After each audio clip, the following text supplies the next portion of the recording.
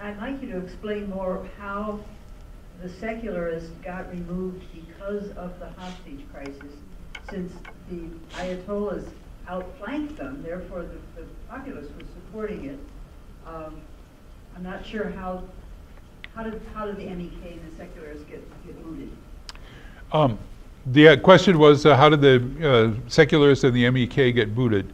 The story is pretty interesting. The Shah was very sick. He had cancer. He had lymphoma, I believe, but nobody knew it. And so when he left Iran, he was in very, very bad shape, health-wise. He went to Morocco. He was in Egypt for a while. He eventually was so sick that he asked the United States to allow him to come to the U.S. for medical treatment. In Iran, nobody knew that he was sick. And so they were totally surprised. Suddenly the United States admits the Shah and then claims that he's there in the United States for medical treatment. So the then Prime Minister of Iran said, "Well, we don't believe you. We think that you're going to try to reinstall the Shah, just like you did in 1953. And so the U.S. They said, we would like to send our own doctors to the United States to examine the Shah just to verify the story, because we just don't believe you. And the Prime Minister and other heads of government then went to Morocco and had a secret meeting with U.S. officials where they were briefed on the Shah's actual medical situation. And they came back to Iran, and the fact that they had met with U.S. officials at that point was enough to get them deposed. They were completely eliminated from the government. Because again, the population was primed to believe that, they were that the United States was up to the same old tricks that it had been up to many, many times before. So that was what discredited them. That's by the way, one of the things that is a real lesson for people today, and that is a lesson for John Bolton, and that is that if you have a group, I don't care who they are, they could be angels coming from heaven, but if they're installed by the United States, they will be deposed. You can't do it. You can't have a U.S.-backed power installation in Iran that's going to succeed. It will not succeed. And so but somehow, again, we never learn the lessons of history. We never learn the lessons of culture. We can't put ourselves in the framework of the minds of the Iranian people, and that's the real problem. The MEK was, by that time, they were the religionists had gotten such a strong hold, and they were denounced as Marxists and communists. But the Communist Manifesto in the first 6 months after the revolution was being sold on the streets. It was all this communist propaganda literature and canonical literature was openly being sold on the streets, and so it was very interesting to see the backlash finally when the hostage crisis began. Yeah, next question. Jay. Dr. Beeman, thank you for another very insightful and eloquent presentation. You just documented that the neocon wish to overthrow the Iranian regime goes back to 1999 to 94. And that is years before former President of Iran, Ahmadinejad, came on the scene. Yes. So it's not because of what he said about Israel or the Jews, it's that the plan has been there from before. My question is, why isn't the U.S. or Israel attacking Iran now? Is it because of the president of Russia, Vladimir Putin? The question is, why is the United States not attacking Iran now?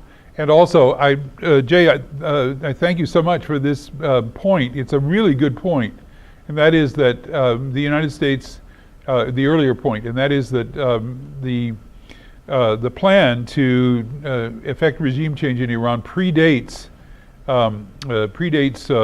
Ahmadinejad. I'm trying to think whether it predates Khamenei either. When did he come into office? Do you remember? Yeah, he's been there for a long time. But President Ahmadinejad, that was so hostile, that had made such hostile remarks toward Israel and also toward the United States, wasn't elected until well after that's right, 2004. So the idea that it's Ahmadinejad that was the reason for the United States, wanting to effect regime change in Iran is clearly false. We had this plan all along, and if Ahmadinejad came along and made remarks that were that people could seize on as an indication that Iran was hostile toward the United States, that was just an excuse. So, but the question is, why don't we attack Iran now? Well, that's a good question, and I think that the United States knows that Iran will defend itself, but Iran will not make the first strike. And so what I think that most of us who are trying to figure this out, what we think is that the United States is either going to gin up some event that they can claim is an Iranian first strike, or they're going to goad Iran into making a first strike. And so we've had in the last week, we've had these claims that Iran attacked an oil tanker and that Iran attacked a pipeline. And so the press, bless their hearts, comes out and says, please provide the evidence that this actually happened and that Iranians actually did it. And they can't, because there is no evidence. And so these claims, they think they can get away with making these crazy claims that have no substance whatever. Now, Lindsey Graham this morning came out and he said, I was briefed and I'm now convinced that Iran actually did these things. Who briefed him? It was John Bolton. It was John. He said, I had a meeting with John Bolton and now I'm convinced. So, this drives you crazy. Because it's a total and complete echo chamber, and the sad thing is that you folks are aware, but you go to rural Iowa and talk to Steve King's constituents. They don't know, they have no idea, and I've spent more than an hour trying to explain to you all the background of this. It's very complicated, and it's taken a lifetime for me to even understand it. So the idea that that the American public can be sophisticated enough to really understand when people are lying to them about this is it's a very great challenge for those of us who are educators. So next question, yeah.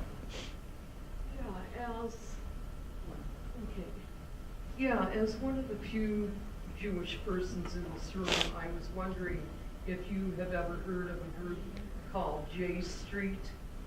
Yes, which is a group that is about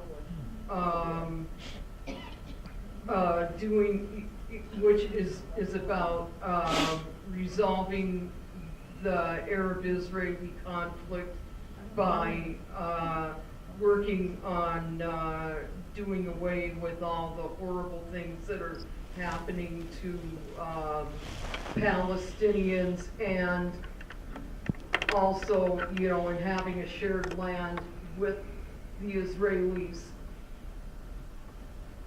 I mean, are you aware of them? I'm not Jewish, but I belong to J Street because I support the. Going to a conference of theirs in October. I do advise it. I think this is the combination here is very important. Yeah. And that is that J Street is absolutely supportive of Israel.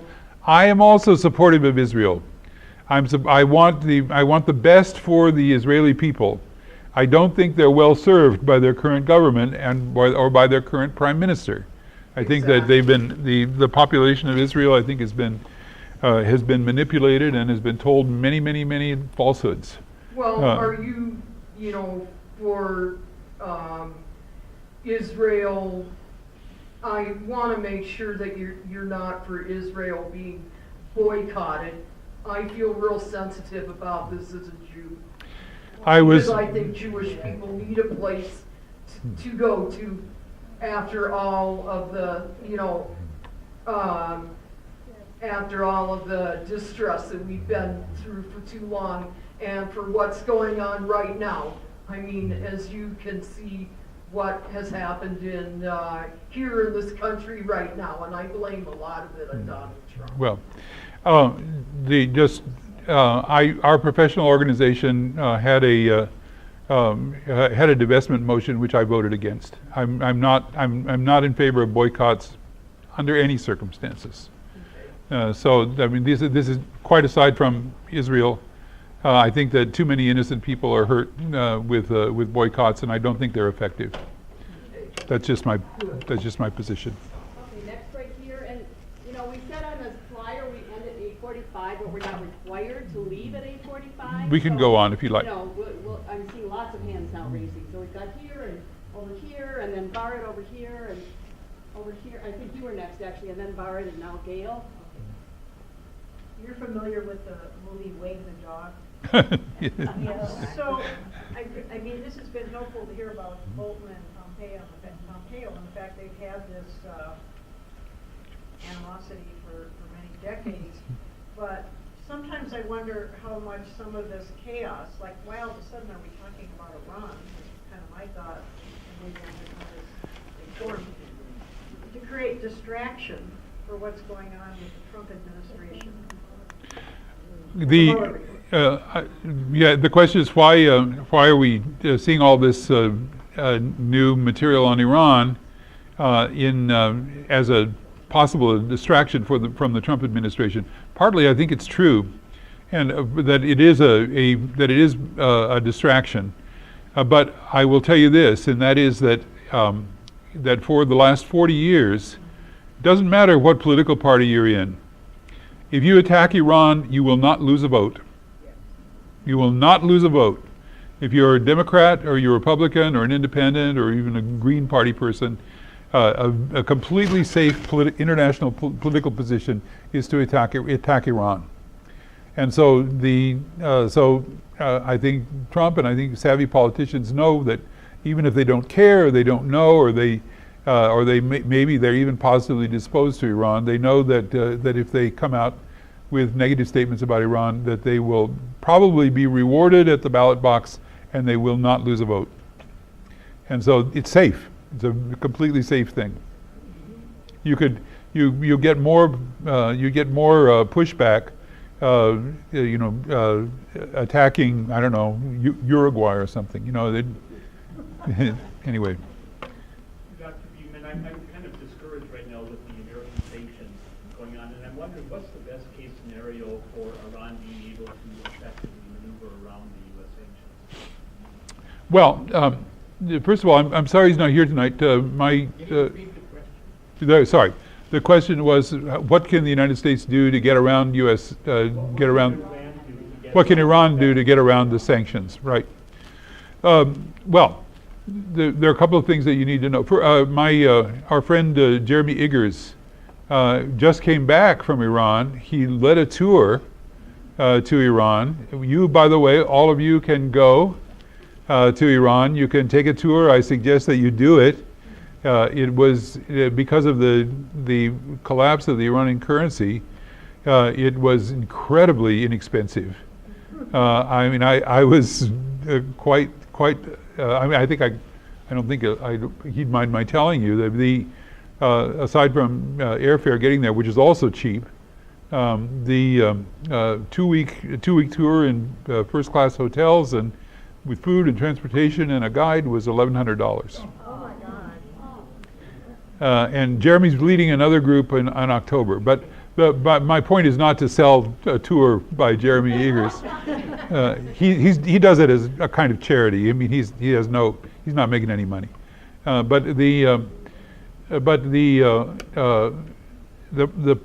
He verifies what I also know to be true, and that is that we forget that Iran has an extremely robust internal economy.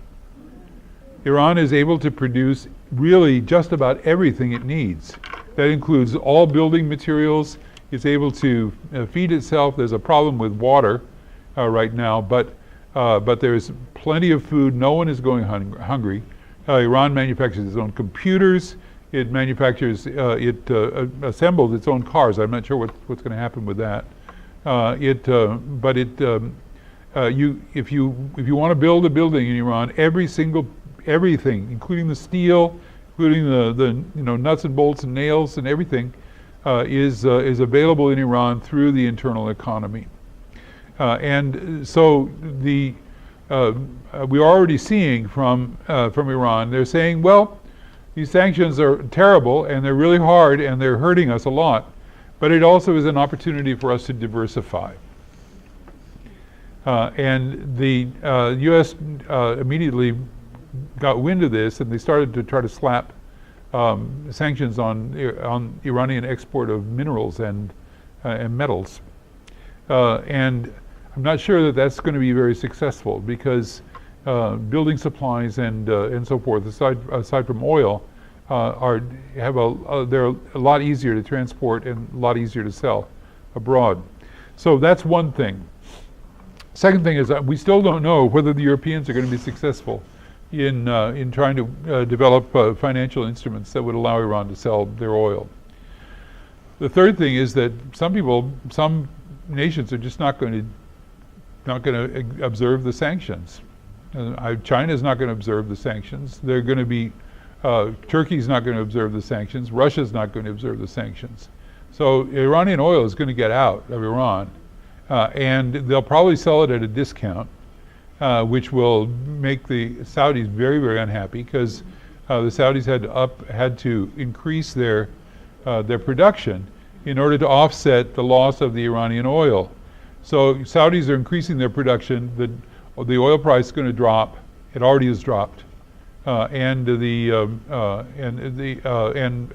not going to make a profit. So we're still in flux. There's a dynamic situation going on here.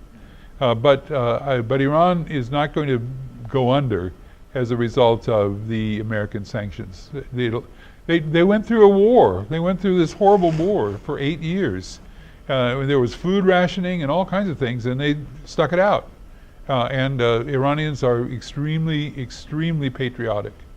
Many of them hate their government very much, but they love their nation. And they're willing to make tremendous sacrifices for the country, and so that's one of the things that I'm optimistic about. Yes, could you briefly summarize the Congressional Bipartisan Report of 2005 and say whether that has any relevance or could be helpful in ongoing policy changes? Honestly, remind me. President Bush authorized Congress to make a report about the Middle East, and the report came back. Yeah, that's right. You're talking about the National Security Report, right? Yeah. That's right. In 2005 and 2007, the report said that Iran isn't manufacturing doesn't have a nuclear weapons program. End of story. And Bush was furious. And it was repeated in 2007. They renewed their assessment in 2007, and Bush said, "Well, I don't believe it. God forbid that Republicans should not believe their intelligence information." But I remember they also proposed that there be a wider conference, including Iran, for the Middle East, a diplomatic approach. Right, but that was 2005, and I think that when we get down to the JCPOA, and that was when it really started. 2005 was the time that we really started to talk seriously to Iran about a more comprehensive situation with regard to the Middle East. The Iranians at the time said, yeah, we're not manufacturing nuclear weapons. Guess what? We'd like the United States to support the idea that the Middle East should be an entirely nuclear-free zone. Okay? Now, that's a little bit of a backhanded slap at Israel. So, because Israel never has declared that they have any nuclear weapons, although we know that they do. And so the U.S. said, oh, well, no, they're not willing to do that. And then later on, of course, then the Saudis said, well, if Iran's going to get nuclear, power, then we'd like it too. And wouldn't the United States like to give it to us, which they're not supposed to do? So my view of the Bush administration attacks on Iran based on their supposed nuclear weapons program is extremely jaundiced. I believe that it was that there never was a nuclear weapons program, and the Iranians essentially in the JCPOA more or less agreed to do what they already weren't doing. But if you've got the whole world saying our primary goal is is to prevent Iran from getting nuclear weapons, and the Iranians say we're not doing it, but okay, fine, we won't make nuclear weapons, and then that becomes something that's that becomes something that's an interesting kind of diplomatic bargaining point. Hi, thank you very much for a very stimulating, thoughtful talk. I'm a little puzzled as to how to ask my question, so I'm going to begin by sharing a very small story, and that was when we were in school, we had a bully. And the way we dealt with him was very strong, always would beat us all up when we tried to confront him. And so one of us came up with this idea that we spread banana peels on his path or throw oil and then confront him. And sure enough, he fell all the time. I'm wondering, in the world now, we have a bully, and I'm sad to say it's us, namely the United States. And I know the European Union, all the other countries are aligned with the nuclear pact with Iran. They all want to, and we just got rid of it, and we're putting sanctions, and we're forcing everybody else to follow it. What I want to ask is there a strategy that the rest of the world, including European Union, and India, China, Russia and all, can come together with on a plan and on an issue like this, confront United States and really have United States see the kind of, the behavior which is so non-democratic, and we claim to be the bastion of democracy. Well, anyway, sorry. Thank you. Sorry. The question is how can the United States how can we confront the United States, who's acting as a bully in the world, at least with regard to the nuclear weapons and the nuclear power,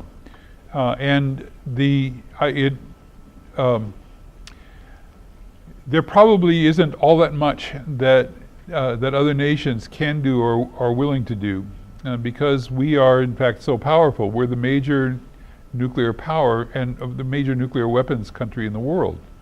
We have 10 times more nuclear weapons than anybody else. Than Russia too. Huh? It's the economic, power. That's right, but that's really holding sure. Countries. Our difficulty is that the dollar is, like it or not, the dollar is the major currency of the world. It's everything is denominated in dollars.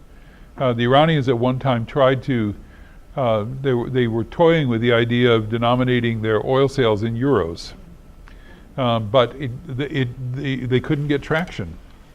Maybe if we did it in Bitcoin, we'd be more successful.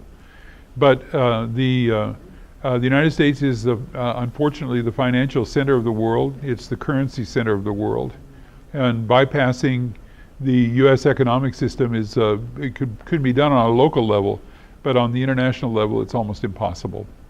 And so my feeling is that if the United States is going to be curtailed, it has to be U.S. citizens who are the primary actors. But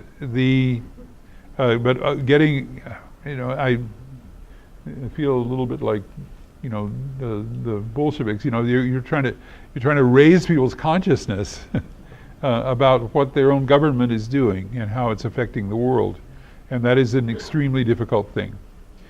People are concerned, with diapers and with getting their kids into college and so many other things in life, that to worry about something as remote as international trade, when you're really worrying about the fact that the price of your bratwurst went up last week, is extremely difficult.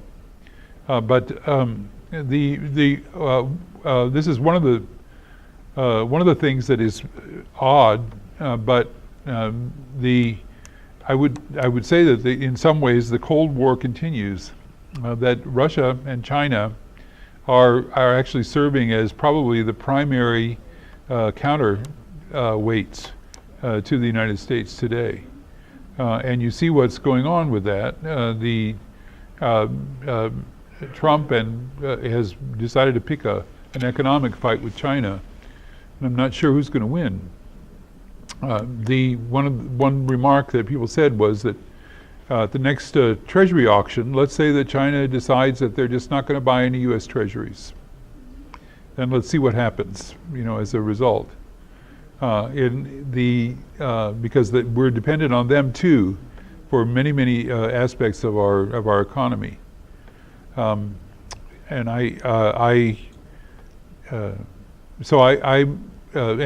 with regard to Russia, we just eliminated a nuclear treaty with Russia, which was very scary.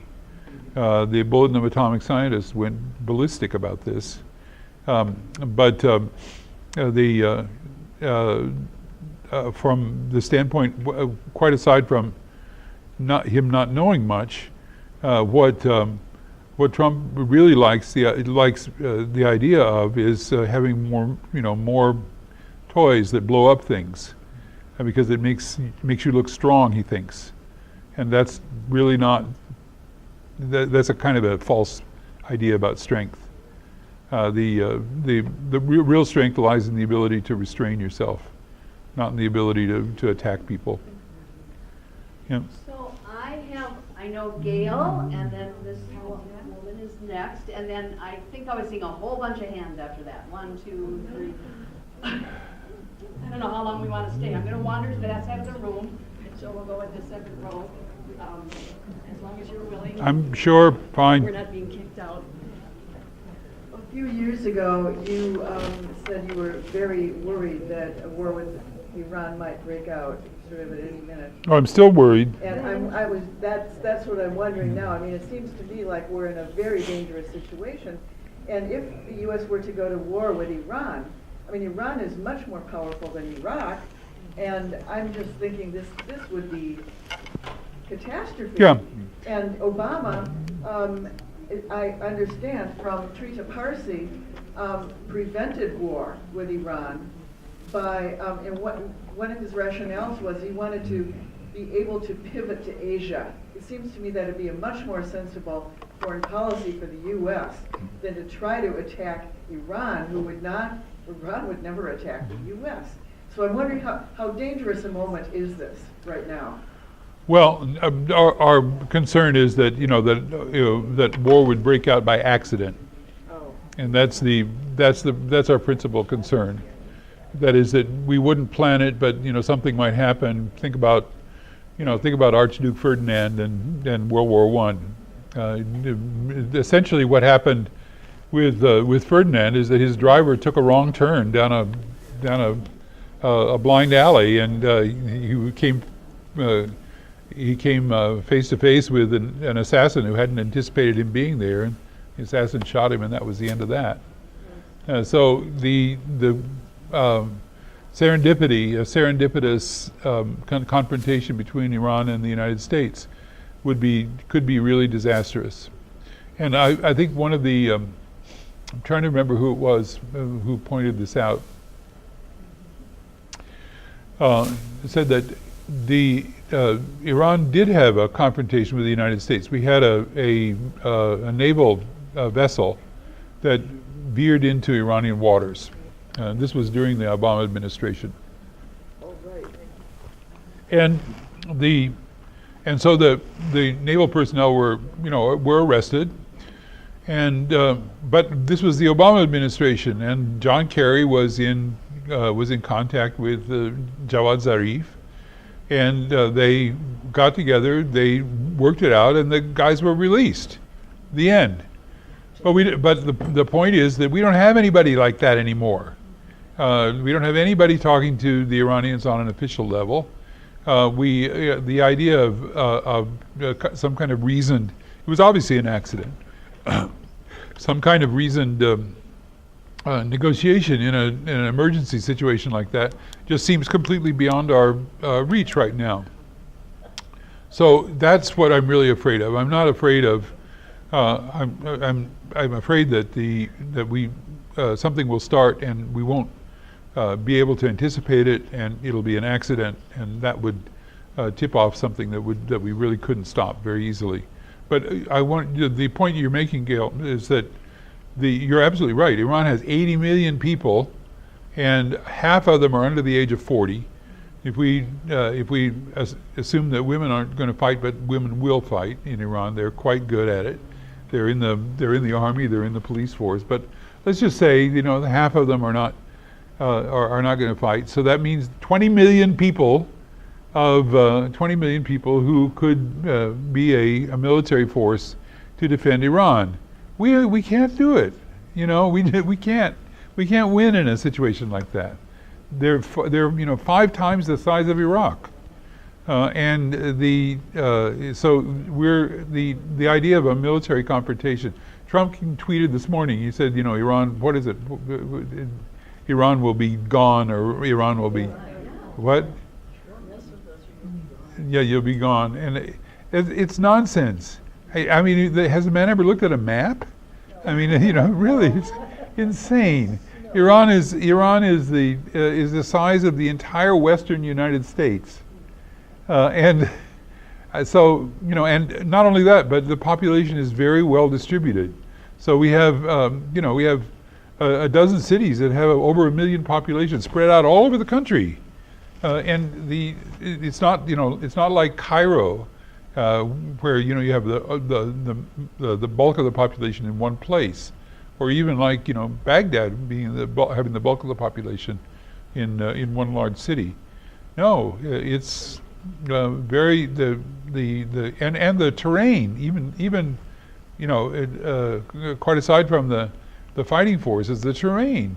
You've got mountains, you've got deserts. It's really the idea of pursuing a war with Iran is just completely absurd.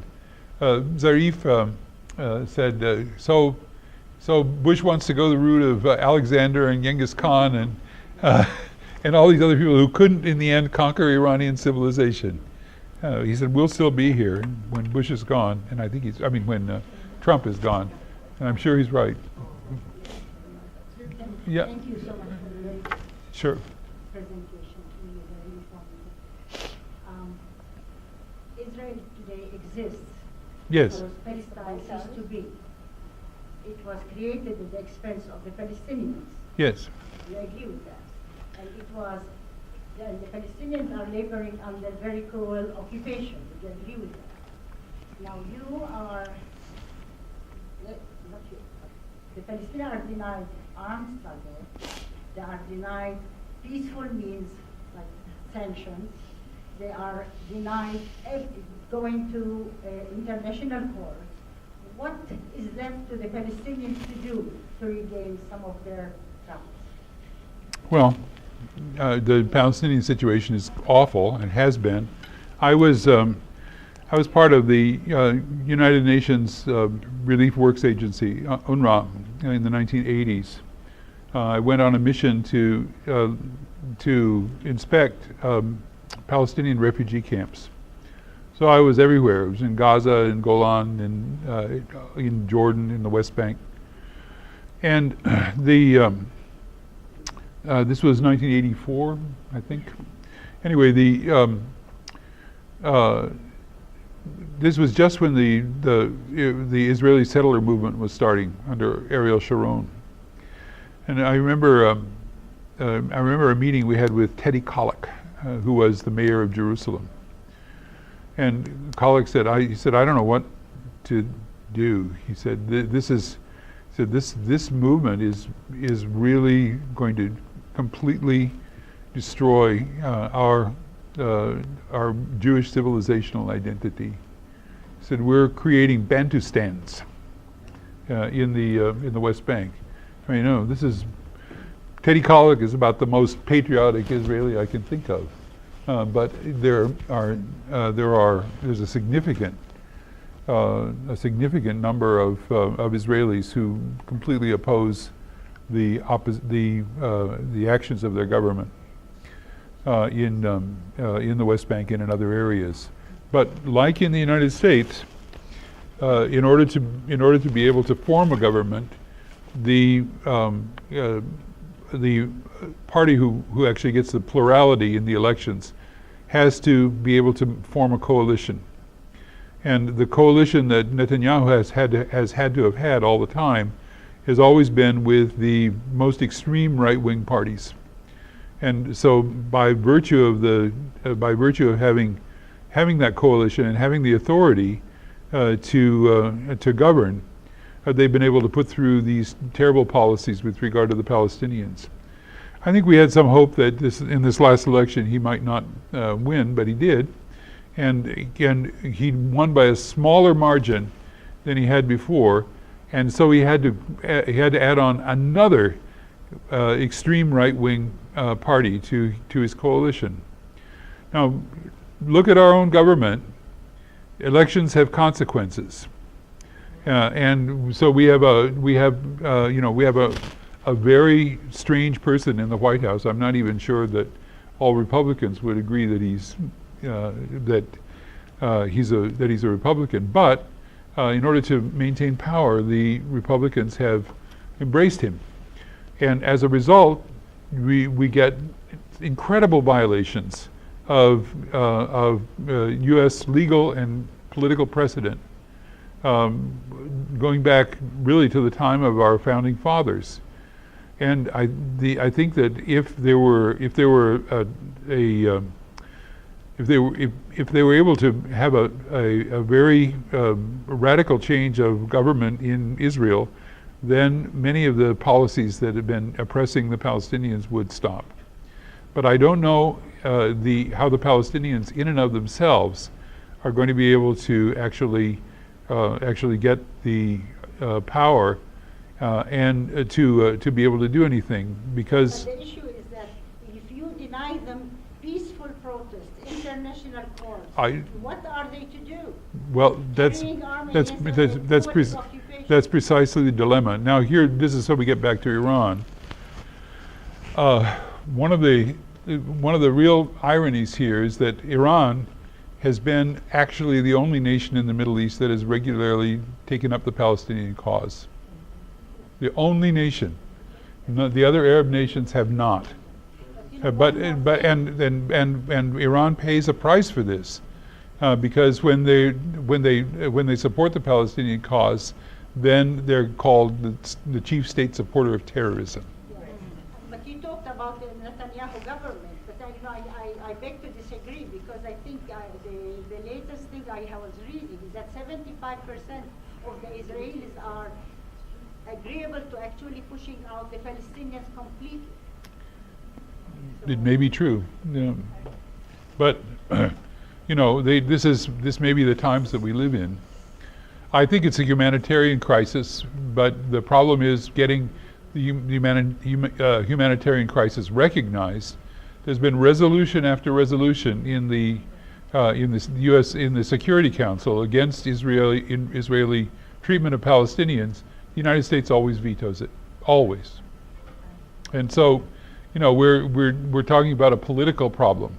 It's a humanitarian problem that is really underscored by the political problem that we have both here and also in Israel. Before more people leave, I want to do a round of applause. Thank you for spending this evening with us. And I also want to thank there are two co-sponsors, United Nations Association and Middle East Peace Now.